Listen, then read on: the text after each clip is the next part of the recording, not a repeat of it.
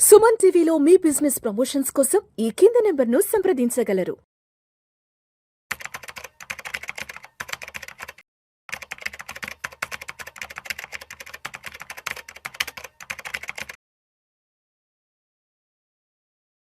సాయిరామ్ గారు నమస్తే సార్. నమస్తే విష్ణు గారు. సాయిరామ్ గారు, లాస్ట్ 18 to 19 మంత్స్ నుంచి మార్కెట్లలో వాలటాలిటీ ఉంది. ప్రతిరోజు టీవీలు చూసినా పేపర్లు చూసినా మార్కెట్లు క్రాష్ అంటున్నారు, ఏదో బ్లడ్ బాత్ అంటున్నాము, ఇన్ని లక్షల కోట్ల సంపద ఆవిరైపోతుంది, అన్ని లక్షల కోట్ల సంపద ఆవిరైపోతుంది అంటున్నాం. అయితే ఇక్కడ ఒక సాధారణ ఇన్వెస్టర్ అనే వాళ్ళ యొక్క ఫీర్ ఎలా ఉందంటే, అరే మా పోర్ట్ఫోలియో ఉన్న అంటే మా పోర్ట్ఫోలియోలో ఉన్న డబ్బులు ప్రతిరోజు తగ్గిపోతున్నాయి. అంటే ఒక 5 లక్షల రూపాయలు ఉన్న మా క్యాపిటల్ అమౌంట్ ఇన్వెస్ట్మెంట్ ప్రతిరోజు తగ్గిపోతుంది, మా పోర్ట్ఫోలియో ప్రతిరోజు రెడ్లో ఉంటుంది అంటూ కూడా చాలామంది ప్యానిక్ అవుతున్నారు. సరే, లాస్ట్ 18 మంత్స్ వరకు చూసిన మార్కెట్ ఒకటైతే లాస్ట్ 1 వీక్ నుంచి చూస్తున్న మార్కెట్ ఇంకొకలా ఉంది. ఇజ్రాయిల్, అమెరికా, ఇరాన్ వార్ చాలా ప్రత్యక్షంగా అందరం చూస్తున్నాం. మన మొబైల్ ఫోన్లో చూస్తున్నాం. యుద్ధం అంటే ఎలా ఉంటుంది అనేది మనం ప్రత్యక్షంగా చూస్తున్నాం. ఆ యుద్ధం వల్ల మార్కెట్లలో ఎటువంటి వాలటాలిటీ ఉంటుందన్నది చూస్తున్నాం. దానివల్ల బంగారం, వెండి ధరలు ఎలా పెరుగుతున్నాయో కూడా అన్ని ప్రత్యక్షంగా చూస్తున్నాం. మన కళ్ళ ముందు కనబడుతుంది మార్కెట్లో ఏం జరుగుతుంది అనేది. సో మరి ఒక రిటైల్ ఇన్వెస్టర్ అనే వాళ్ళు వాళ్ళ పోర్ట్ఫోలియోని ఈ టైంలో ఎలా రీబ్యాలెన్సింగ్ చేసుకోవాలి అంటారు, లేదంటే ఎలా చర్నింగ్ చేసుకోవాలి అంటారు, ఎలా అర్థం చేసుకోవాలి వాలటాలిటీని అసలు? సో ఫస్ట్ అసలు మనకి మార్కెట్లు ఎందుకు పడుతున్నాయో మనం అర్థం చేసుకున్నాం. సో మార్కెట్కి నచ్చని ఒకే ఒక పదం అన్సర్టైనిటీ, అనిశ్చితి. సో మీరు కనుక చూస్తే కనుక 2025 నుంచి ట్రంప్ అధికారంలో వచ్చిన దగ్గర నుంచి తను ఏం చేస్తాడో తనకే తెలియదు. సో ఈ రోజు ఒకటి అంటాడు, రేపు ఇంకోటి చేస్తాడు. రోజుకి ఒక అనౌన్స్మెంట్ తో మార్కెట్లని Modi is my great friend అన్నారు, ఇండియా మీద హెవీ టారిఫ్స్ వేశారు. సో చెప్పేదానికి చేసేదానికి కంప్లీట్ గా ఆపోజిట్ ఉంటాయి. సో ఇలాంటి వాటిని జనరల్ గా మార్కెట్స్ డైజెస్ట్ చేసుకోలేవు, వాటికి ఇష్టం ఉండదు. సో ఈ అన్సర్టైనిటీ వల్ల మనకి కంప్లీట్ గా వోలటైలిటీ అనేది వస్తూ ఉంటుంది. ఎక్కువగా మనకి ఈ రెడ్ మార్క్స్ అనేది దీని వల్లే కనిపిస్తుంది. అండ్ రీసెంట్ గా మనకి ఈ ఇజ్రాయెల్ ఇరాన్ వార్ మీద మనకి ఎఫెక్ట్ అనేది వచ్చేసింది. సో మనకి లాస్ట్ 2-3 days లోనే మార్కెట్స్ 3 to 4% వరకు పడ్డాయి. సెన్సెక్స్ డైలీ కనీసం 1000 పాయింట్లు 1200 పాయింట్లు పడతానే ఉంది. డెఫినెట్లీ అంటే అది మెయిన్ గా ఎందుకో చూద్దాం. సో ఈ యుద్ధం జరిగినప్పుడు ఫస్ట్ జరిగేది ఏంటంటే ఆయిల్ ప్రైజెస్ మీద ఎఫెక్ట్ పడేది. సో మనకి ప్రపంచంలో జరిగే ఆయిల్ ట్రేడ్ లో 20% మనకి హర్ముజ్ జలసంధి ద్వారానే జరుగుతుంది. ఎగ్జాక్ట్లీ. సో ఇరాన్ ఏం చేసింది, ఈ ద్వారా కనుక మీరు ఎవరైనా వస్తే కనుక షిప్స్ నేను అటాక్ చేసి క్లోజ్ చేసేస్తాము. సో దాంతో భయపడ్డారు షిప్స్ ఎవరు అంటే ఇన్సూరెన్స్ కంపెనీస్ కూడా ఆ షిప్స్ కి ఇన్సూరెన్స్ ఇవ్వడానికి ఇష్టపడలేదు. లండన్ లో ఉంటాయి ఇన్సూరెన్స్ కంపెనీస్ అన్ని. సో వితౌట్ అన్ ఇన్సూరెన్స్ ఒక $150 billion షిప్ వెళ్ళగలదా? ఆ నష్టం భరించడం కష్టం కదా. సో అక్కడ ఆయిల్ ట్రేడ్ అనేది ఎఫెక్ట్ అయింది. ఎప్పుడైతే ఆయిల్ ట్రేడ్ ఎఫెక్ట్ అయిందో సో మనకి ఏమైందంటే ఆయిల్ ప్రైజెస్ అనేవి పెరిగాయి. సో ఎంటైర్ సప్లై చైన్ మొత్తం డిస్కనెక్టివిటీ అయిపోయింది, డిస్టర్బెన్స్ అయిపోయింది. సో మనకేంటంటే అంతకుముందు వచ్చేదానికన్నా ఇప్పుడు తక్కువ వస్తుంది. సో పెట్రోల్ డీజిల్ ప్రైజెస్ పెరిగాయి. ఇదేం చేస్తుంది, పెట్రోల్ డీజిల్ పెరగడంతో ట్రాన్స్పోర్ట్ ఖర్చులు పెరిగాయి. ఎగ్జాక్ట్లీ. ట్రాన్స్పోర్ట్ పెరగడంతో మనకేంటంటే మన వస్తువుల యొక్క ధరలు పెరుగుతుంటాయి. సో దీనివల్ల ఏమవుతుంది, ఇన్ఫ్లేషన్ పెరుగుతుంది. ఇన్ఫ్లేషన్ పెరిగేటప్పుడు జనాలు వాళ్ళ నెక్స్ట్ ఏంటంటే ఇంపార్టెంట్ వాటి మీద స్పెండ్ చేస్తూ ఉంటారు. సో ఇప్పుడు నేను నార్మల్గా అమెజాన్ నెట్ చూస్తూ ఉంటాను, అది ఒక 1500 అనుకుందాం. ఇన్ఫ్లేషన్ వల్ల అది 2000 అయింది. సో ఇప్పుడు నాకు ఖర్చులు మిగతాయి కూడా పెరిగాయి. నేను ఎంటర్టైన్మెంట్ మీద పెట్టడానికి ప్రిఫరెన్స్ చేస్తాను, నా మినిమం నీడ్స్ కోసం ప్రిఫరెన్స్ చేస్తాను, మినిమం నీడ్స్కే కదా. సో అప్పుడు ఏమైందంటే ఇలాంటి లగ్జరీ ఎంటర్టైన్మెంట్ వీటి మీద స్పెండింగ్ అనేది తగ్గిపోతుంటుంది. సో అప్పుడు కంపెనీస్కి అవి ఇష్టం ఉండదు. నెక్స్ట్ సెకండ్ థింగ్ ఏంటంటే ఫియర్. అంటే ఫారిన్ ఇన్వెస్టర్స్ మెయిన్గా యుద్ధం వచ్చినప్పుడు వెళ్ళిపోతూ ఉంటారు వాళ్ళ హోమ్ కంట్రీకి. ఇమాజిన్ మీరు ఉన్నారు, రోడ్డు మీద అలా గొడవలు జరుగుతున్నాయి. సో వెంటనే మనం ఇంటికి రావడానికి ప్రిఫరెన్స్ ఇస్తాం కదా, సేఫ్టీ ఫస్ట్ ప్రయారిటీ ఉంటుంది. ముందు ఇంటికి వెళ్ళి మనం కాపాడుకుందాం. సో సేమ్ అదే ఫారెన్ ఇన్వెస్టర్లు కూడా అదే చేస్తారు. ఇక్కడ ఈ కంట్రీలో ఉండేదాని బదులు మన హోమ్ కంట్రీకి వెళ్ళి మన హోమ్ కరెన్సీలో దాచుకుందాం మనీని. సో అది వాళ్ళు మెయిన్గా వాళ్ళు ఎగ్జిట్ అయిపోవడానికి ట్రై చేస్తారు. థర్డ్ వన్ ఏంటంటే ఇన్వెస్టర్స్లో ఉండే ప్యానిక్నెస్. సో ఈ యుద్ధం మొదలవడానికి ముందు 2022లో మనకి రష్యా ఉక్రెయిన్ వార్ కూడా వచ్చేసింది. సో అప్పుడు నాకు విజయవాడలో ఒక క్లయింట్ ఫోన్ చేసి, నేను పోర్ట్ఫోలియో మొత్తం అమ్మేశానండి, సో నేను చూశాను యూట్యూబ్లో యుద్ధం వచ్చేస్తుంది అన్నారు, మొత్తం అతలాకుతలం అయిపోయింది అని చెప్పేసి సెల్ చేశాడు. అట్లా చేశారండి, ఇది మీ గ్రాండ్ సన్ కోసం కదా అని చెప్పి నేను అన్నాను. ఏమోనండి నాకు తెలియదు, పెద్ద పెద్ద స్పీకర్లే చెప్పారు యూట్యూబ్లో అని చెప్పేశారు. తర్వాత 23-24లో ఏమైంది, మార్కెట్లో మళ్ళీ బౌన్స్ బ్యాక్ అయ్యింది. ఆల్ టైమ్ హైకి వెళ్ళిపోయినాయి కదా 24 సెప్టెంబర్ వరకు కూడా. సో ఏంటంటే ఈ ఫియర్ ఏం చేస్తుందంటే ఈ ప్యానిక్నెస్ అసలు ప్రభావం మన రాకముందే ప్యానిక్ తో మొత్తం సెల్ చేసేటట్లు ఇన్వెస్టర్స్ ని మోటివేట్ చేస్తూ ఉంటారు. సో ఈ మెయిన్ గా ఈ రీజన్స్ వల్ల మనకి ఇన్వెస్టర్స్ అందరూ దెబ్బతింటూ ఉంటారు.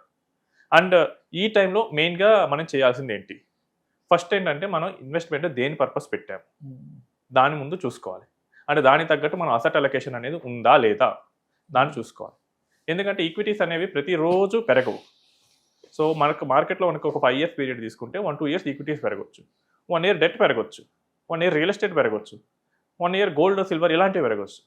సో మన పోర్ట్ఫోలియోలో ఈ అసెట్స్ అన్నీ ఉన్నాయా లేవా వీటిని మెయిన్గా చేసుకోవాలి. ఎప్పుడైతే అసెట్ అలొకేషన్ స్ట్రాంగ్గా ఉంటుందో మనకి వోలటైలిటీ అనేది మినిమల్గా ఉంటుంది. సో మనకి యూఎస్లో చేసిన రీసెర్చ్ ప్రకారం కూడా 90% of the long term portfolio returns వచ్చేది అసెట్ అలొకేషన్ వల్లనే. సో ఈ అసెట్ అలొకేషన్ అనేది కంప్లీట్గా మనం చూసుకోవాలి. రైట్. మీరు ఇప్పుడు ఒక మాట అన్నారు, స్ట్రాంగ్ అనే ఒక పదం ఆడారు కదా. ఇక్కడ అంటే పోర్ట్ఫోలియోలో స్ట్రాంగ్ అనే ఒక పదం నెంబర్ ఆఫ్ కంపెనీస్ని అంటే నెంబర్ ఆఫ్ స్టాక్స్లో ఎక్కువ ఇన్వెస్ట్ చేయడమా, లేదంటే మంచి క్వాలిటీ ఉన్న స్టాక్స్లో ఇన్వెస్ట్ చేయడమా? ఎందుకని అడుగుతున్నానంటే చాలామంది బయటకు వెళ్ళినప్పుడు తెలిసిన వాళ్ళు వీళ్ళు వచ్చి టక్కని అనగారు ఒకసారి మా పోర్ట్ఫోలియో చూడండి అని చెప్పి ఓపెన్ చేసి ఏదో వాళ్ళ డిమాట్ అకౌంట్ ఓపెన్ చేసి చూపిస్తే ఇలా స్క్రోల్ చేస్తూ ఉంటే ఒక 40, 50, 60 కంపెనీలు ఉంటాయి. సో ఇక్కడ స్ట్రాంగ్ అంటే నెంబర్ ఆఫ్ స్టాక్స్లో ఎక్కువ ఇన్వెస్ట్ చేయడమా, ద బెస్ట్ చూస్ చేసుకుని ఇన్వెస్ట్ చేయడమా? ద బెస్ట్ చూస్ చేసుకొని ఇన్వెస్ట్ చేయడం అండి. ఎందుకంటే బియాండ్ ఏ పాయింట్ మనం ఎంత చేసినా కానీ డైవర్సిఫికేషన్ కుదరదు. We can do diversification with 30 stocks, 40 stocks. ఇక దాని మించి వెళ్తున్న కొద్దీ మనకి పెద్ద యాడెడ్ అడ్వాంటేజ్ ఏమీ ఉండదు. ఎందుకంటే ఆ 30-40లోనే మేజర్ కంపెనీస్ సెక్టర్స్ అన్నిటిని మనం హ్యాండిల్ చేయగలం. ఇప్పుడు దాన్ని దాటి చేసినా కానీ మనకు పెద్ద ఉండదు. అండ్ ఇంకోటి ఏంటంటే ఇది పెరుగుతున్న కొద్దీ మనకి కంపెనీ యొక్క వెయిట్ అనేది మన పోర్ట్ఫోలియోలో తగ్గుతూ ఉంటుంది. సో ఫర్ ఎగ్జాంపుల్ నేను ఒక 100 stocks పెట్టుకున్నాను, ఈచ్ స్టాక్కి 1% ఇచ్చాను. నేను పెట్టుకున్న ఒక 2-3 స్టాక్స్ బాగా పెరిగాయి. సో 1%, 2% అయింది. నాకు పోర్ట్ఫోలియోలో పెద్ద తేడా వస్తుందా? రాదు కదా. సో అదే నేను క్వాలిటీ స్టాక్స్ అనేది పెట్టుకుంటే కనుక నాకు వెయిటేజ్ కొంచెం కరస్పాండింగ్గా ఎక్కువ ఉంటుంది. సో ఐ కెన్ హ్యావ్ 4-5% కూడా ఒక్కొక్క స్టాక్ ఇవ్వగలను. సో అప్పుడు నాకు ఆ రిటర్న్ అనేది వస్తూ ఉంటుంది. సో అది మెయిన్గా చూసుకోవాలి. Quality matters here, not the quantity. ఇంకొక విషయం కూడా చెప్పండి. ఫర్ ఎగ్జాంపుల్ ఇప్పుడు చేతిలో ఒక 5 లక్షలు 10 లక్షలు ఉన్నాయి అనుకోండి. సరే ఎగ్జాంపుల్గా ఒక 5 లక్షలు తీసుకున్నాం. ఎందుకంటే 5 లక్షలు అనేది ఈ రోజుల్లో ఎనీబడి కెన్ ఎఫోర్డ్ కాబట్టి 5 లక్షలు చేతిలో ఉన్నాయి. ఒక మంచి పోర్ట్ఫోలియో డిజైన్ చేసుకోవాలి. ఇక్కడ ఈ 5 లక్షల్ని సెక్టోరియల్ అలొకేషన్ అనేది ఎలా చేసుకోవాలి అంటారు? అంటే వైవిధ్యభరితంగా మన పోర్ట్ఫోలియో ఎలా ఉండాలి, ఏ సెక్టార్ని దృష్టిలో పెట్టుకొని ఫ్యూచర్లో ఈ సెక్టర్ ఎలా ఉండబోతుంది అన్నదానికి కొంచెం ముందే ఊహించి చేతిలో ఉన్న 5 లక్షల్ని ఎలా సెక్టోరియల్గా అలొకేట్ చేసుకోవాలి అంటారు? సో మీరు చెప్పింది ఏంటంటే సెక్టోరియల్గా అలొకేట్ చేయాలంటే దానికి చాలా నాలెడ్జ్ కావాలండి. సో నాకు తెలిసి ఇన్వెస్టర్స్ వరల్డ్లో లెస్ దెన్ 1% మాత్రం ఈ నాలెడ్జ్ ఉంటుంది. సో మీరు దాన్ని ఐడెంటిఫై చేయాలంటే can go to A broader market index, దానిలో ఉన్న సెక్టార్స్ని విడగొట్టుకోండి. కరెంట్లీ ఫైనాన్షియల్ సెక్టార్ ఎక్కువ ఉంటుంది. సో దానిలో ఎక్కువ పెట్టాల్సి వస్తుంది. And sector allocation is not easy. For example ఇప్పుడు ఐటీ కోవిడ్ తర్వాత ఎంత పెరిగిందో మీరు చూసారు. ఇప్పుడు ఆంథ్రోపిక్ దెబ్బకి ఏమవుతుంది, ఐటీ ఇండెక్స్ మొత్తం ఫాల్. అండ్ అసలు దాన్ని ఆ బిజినెస్ అర్థం కాని వాళ్ళు దానిలో పెడితే ఏమవుతుంది, లాస్ వస్తుంది. సో బెటర్ నా దృష్టిలో ఏంటంటే సెక్టార్స్కి కన్నా go for a broader markets. So నేను లార్జ్ క్యాప్లో ఎంత పెట్టాలి, మిడ్ క్యాప్లో ఎంత పెట్టాలి, స్మాల్ క్యాప్లో ఎంత పెట్టాలి? ఎందుకంటే ఇందులో ఇంటర్నల్గా ఆల్రెడీ సెక్టార్ డైవర్సిఫికేషన్ అనేది ఉంటుంది. సో మీరు పోయి ఎక్స్ట్రాగా యాడ్ చేసేది ఏంటంటే అందులో వర్కౌట్ అయితే బాగానే ఉంటుంది, బట్ వర్కౌట్ అవ్వకపోతే మీకు సెక్టార్ అన్నారు కాబట్టి నేను చెప్తాను. 2007లో ఇన్ఫ్రాస్ట్రక్చర్ ఫండ్స్ని లాంచ్ చేశారు. అప్పుడు అంతకుముందు మనకి రోడ్స్ హైవేస్ విపరీతంగా వేయడం మొదలు పెట్టారు కాబట్టి ఇన్ఫ్రాస్ట్రక్చర్ లాంచ్ చేశారు 2007లో. అండ్ తర్వాత మీకు 2008లో గ్లోబల్ ఫైనాన్షియల్ క్రైసిస్ వచ్చింది. మళ్ళీ తిరిగి 2021లో నేను ఒక కస్టమర్ పోర్ట్ఫోలియో చూసాను. 2007లో ఎంత పెట్టారో 2021 కూడా అంతే ఉంది. సరిగ్గా ఐడెంటిఫై చేయకపోతే ఇంత హెవీ టైంలో కూడా మార్కెట్స్ పెరగకుండా ఉండే ఛాన్స్ ఉంటుంది. సో సెక్టార్ అలొకేషన్ కన్నా మీరు బ్రాడర్ మార్కెట్ మీద అలొకేషన్ చేయడం ప్రిఫరబుల్.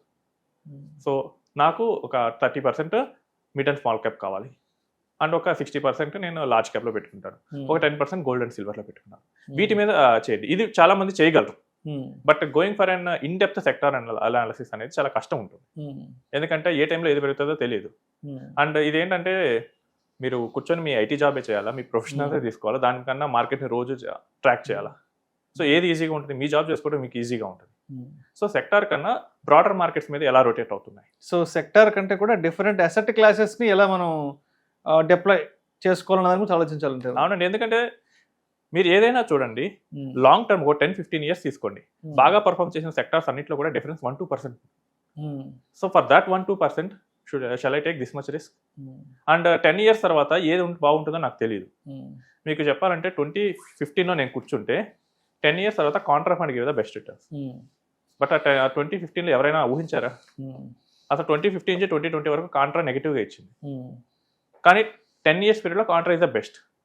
సో ఊహించడం చాలా కష్టం అండి, ఎందుకంటే భవిష్యత్తులో ఏం జరుగుతుంది, ఎవరు వస్తారు, గ్లోబల్గా సిచ్యువేషన్స్ ఎలా మారుతాయి, ఇవన్నీ ఊహించడం చాలా కష్టం.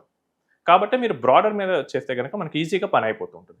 అండ్ ఇక్కడ మనం ఈజీగా ఇన్వెస్ట్ చేయాలనుకుంటున్నాం. It's not making our life tougher. కన్క్లూజన్గా మరి ఇప్పుడున్నటువంటి యుద్ధాలు, ఈ మార్కెట్లో వాలటాలిటీలు, లేదంటే బ్లడ్ బాత్లు, బేరిష్ మార్కెట్లు ఏవైతే ఉన్నాయో ఇవి ఫ్యూచర్లో కూడా ఉంటాయి. కాబట్టి ఒక బిగినర్ లెవెల్లోనే మనం మార్కెట్స్లోకి అడుగు పెడుతున్నప్పుడు ఒక బిగినర్ లెవెల్లోనే ఒక పోర్ట్ఫోలియో డైవర్సిఫికేషన్ ఎలా చేసుకోవాలి అన్న దాని గురించి కొంచెం క్రిస్పీగా షార్ట్గా ఏం చెప్తారు? సో ఫస్ట్ అంటే మనం దేని పర్పస్ వచ్చామో చూసుకోవాలి, అంటే దానికి తగ్గట్టుగా మనం ఈక్విటీ పోర్ట్ఫోలియోని అడ్జస్ట్ చేసుకోవాలి. సో నేను లాంగ్ టర్మ్గా ఫర్ ఎగ్జాంపుల్ ఒక 10 years తర్వాత నాకు ఎడ్యుకేషన్ పర్పస్ వచ్చాను. సో 10 years కాబట్టి we have to mainly focus in long term equity. Long టర్మ్లో కూడా మేజర్గా కొంచెం మిడ్ అండ్ స్మాల్ క్యాప్స్ కొంచెం ఎక్కువ పోర్షన్ ఉండేటట్లు చేసుకొని, అండ్ దానికి తగ్గట్టుగా కొంచెం డెట్ ఉండేటట్లు చూసుకుంటే కనుక సరిపోతుంది. అండ్ దీనికన్నా ఎక్కువ కూడా అక్కర్లేదండి ఒక నార్మల్ ఇన్వెస్టర్కి. Mutual funds are simple products, దాన్ని చాలా సింపుల్గా ఉంచితేనే మనకి రిటర్న్ వస్తుంది. Right sir. Thank you sir. Thank you so much Sairam గారు. థ్యాంక్స్.